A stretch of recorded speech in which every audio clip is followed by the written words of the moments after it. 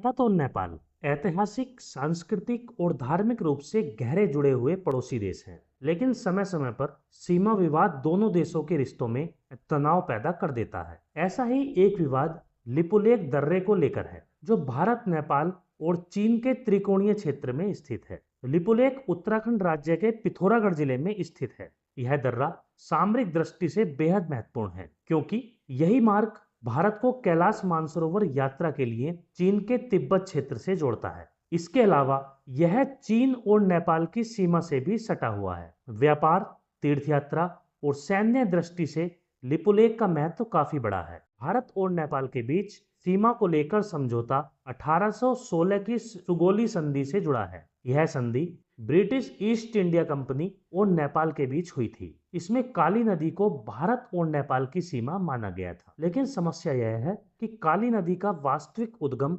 स्थल कौन सा है, इस पर दोनों देशों की राय अलग अलग है। भारत का मानना है कि काली नदी का उद्गम काला पानी क्षेत्र से होता है। इस आधार पर लिपुलेख और काला पानी भारत का हिस्सा है। नेपाल का तर्क है कि नदी का उद्गम लिपु नदी से माना जाए, जिससे काला पानी, लिम्पियाधुरा और लिपुलेख नेपाल की सीमा में आते हैं। मई 2020 में भारत ने लिपुलेख दर्रे तक जाने वाली सड़क का उद्घाटन किया। यह सड़क कैलाश मानसरोवर यात्रा के लिए बनाई गई थी। नेपाल ने इस पर कड़ा विरोध जताते हुए कहा कि भारत ने उसकी भूमि पर सड़क बनाई है। इसके बाद नेपाल की संसद ने एक नया राजनीतिक मानचित्र जारी किया, जिसमें काला पानी, लिपुलेख और लिम्पियाधुरा को अपने क्षेत्र में दिखाया गया। भारत ने इस पर आपत्ति जताई और नेपाल के दावे को ऐतिहासिक और तथ्यात्मक रूप से गलत बताया। लिपुलेख विवाद ने दोनों देशों के बीच तनाव बढ़ा दिया। भारत नेपाल रिश्ते